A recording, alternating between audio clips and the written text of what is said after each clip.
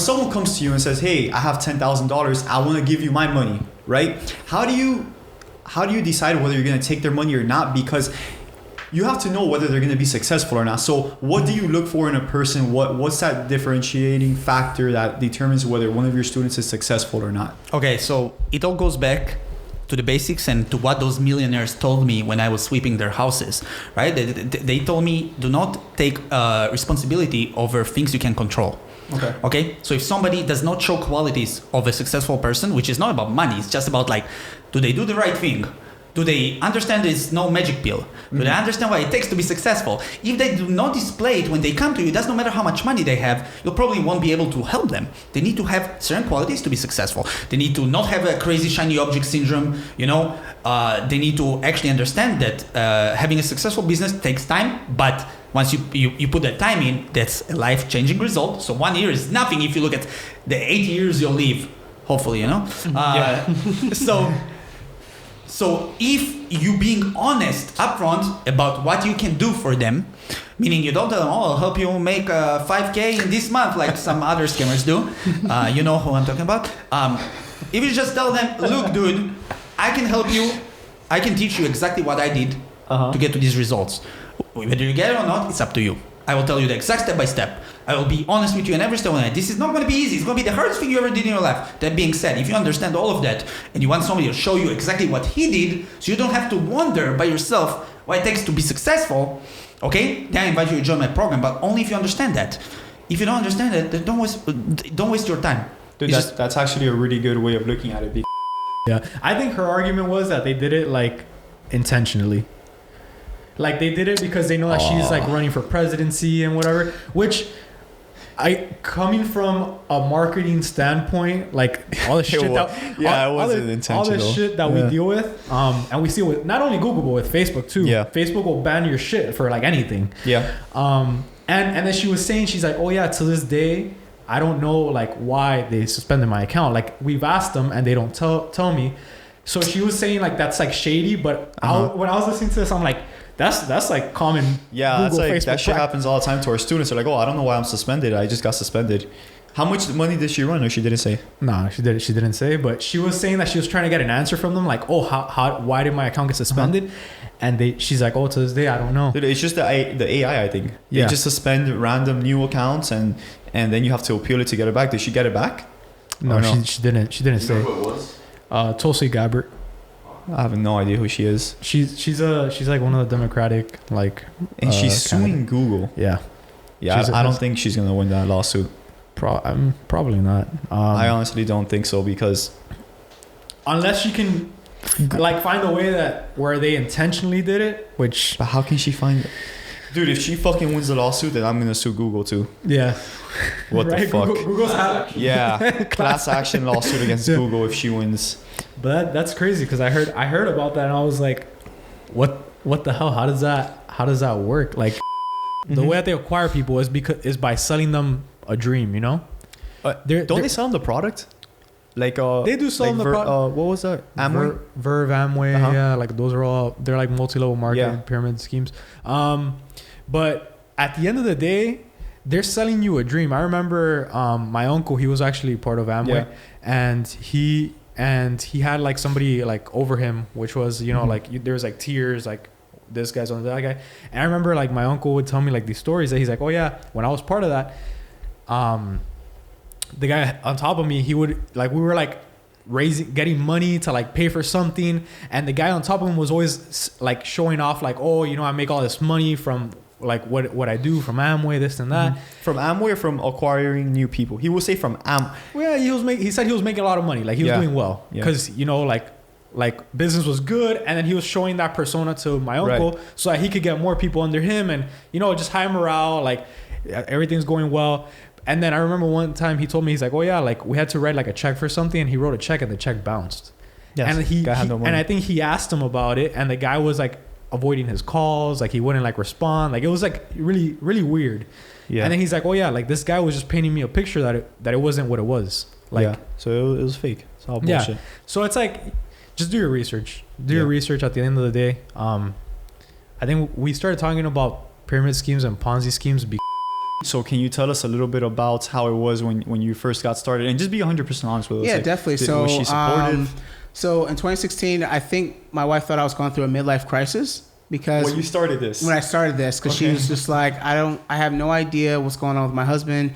You know, financially, I was already making 6 figures a year. We just bought our home. You know, Wait, can you go back really quick? I didn't know that. Yeah. You were making 6 figures a year before you did Ecom. Yeah. I was making 6 figures a year. Nice. Okay. And I quit my 6-figure salary job to become a carpenter. You know, pretty much. No, I'm just fucking with you. Wait, right? Like, you also do that? That's it. No, so I literally got promoted in 2016 to become a team lead. That same week, I realized I couldn't do this any longer. And it was after an event. I had attended an e-commerce event in Tampa where I saw individuals making money online and having the freedom that I wanted. So I remember waking up one day, going into work. My manager had just told me, hey, we just promoted you as the team lead. You get to move into one of these offices with a nice window.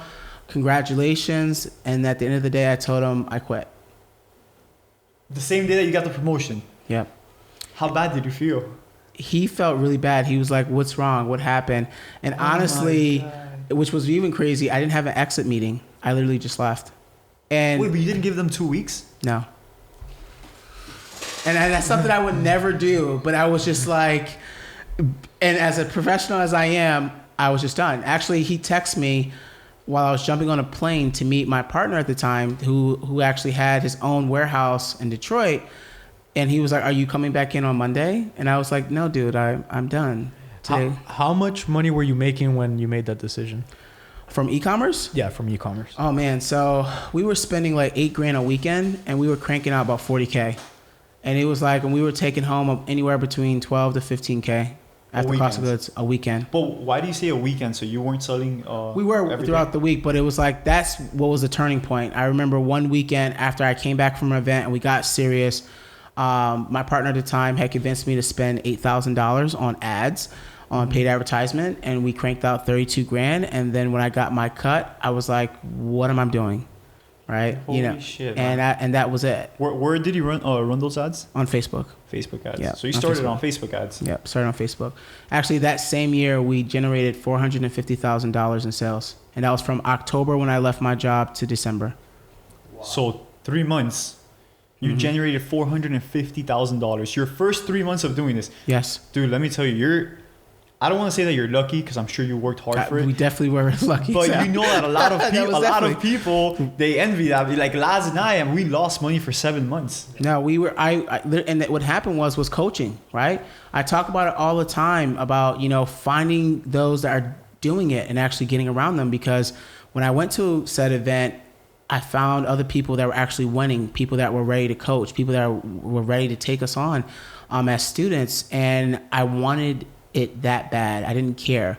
I was already working from 7 in the morning to 6 o'clock in the afternoon, and then coming home, having a quick meal, and then sitting in front of my computer until the next morning. And then when it finally happened, I was like, man, is life really going to look like this? Could it look like this? Is this real?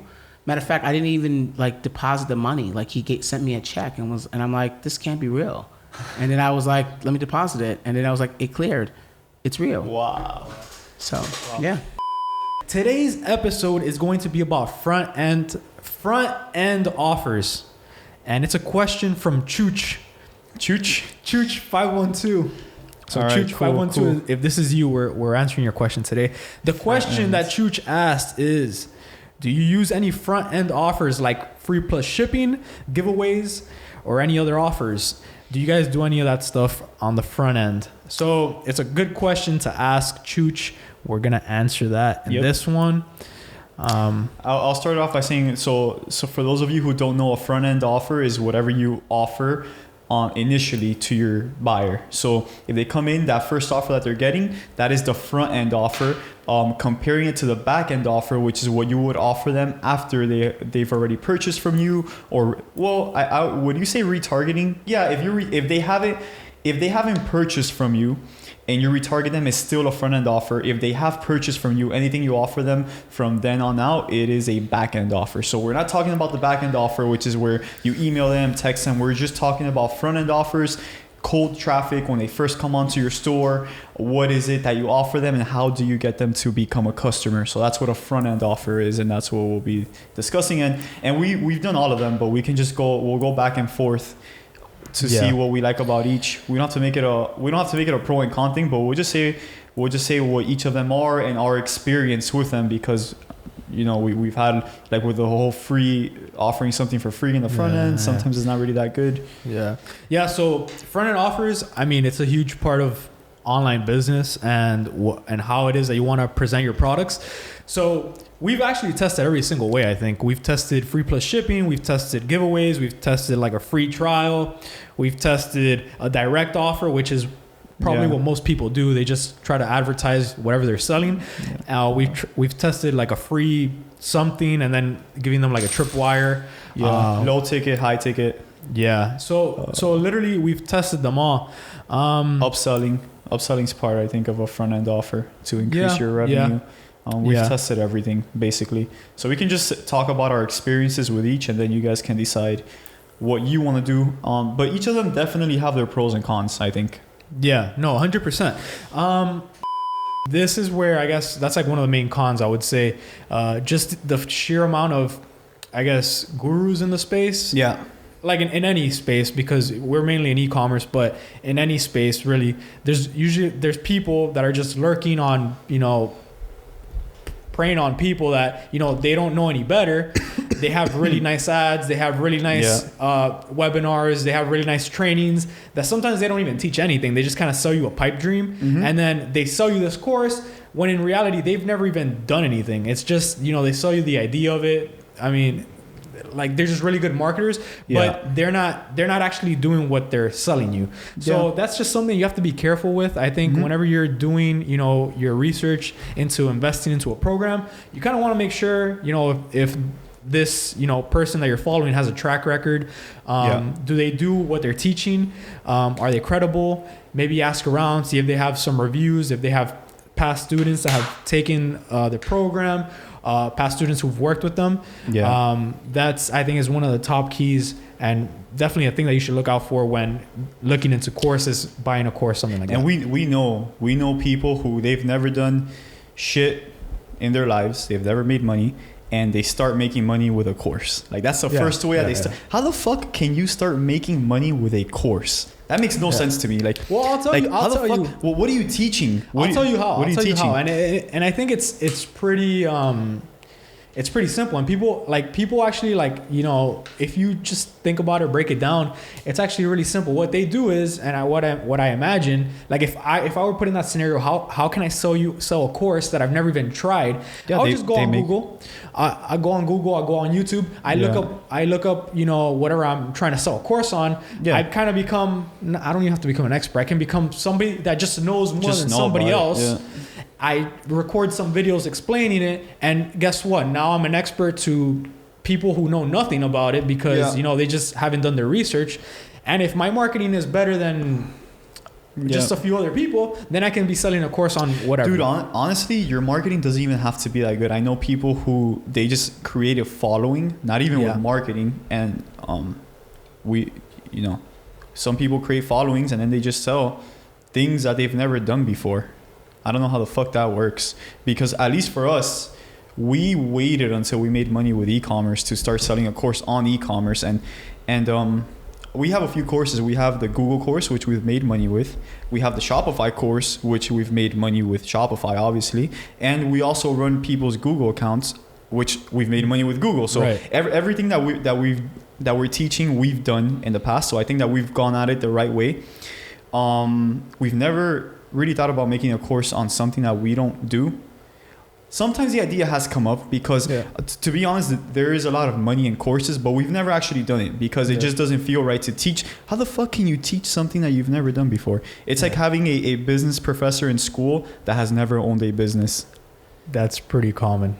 Exactly. Yeah. Which makes you wonder, what is education? It is. Like, it's shady, right? Like you wouldn't go to, I mean, you don't want to be teaching business if you've never had your own business, or like you wouldn't want to be teaching Google Ads if you've never ran a Google ad, which makes you kind of wonder, like, Rolly's going ham over there. Rolly's going ham. He's getting ready.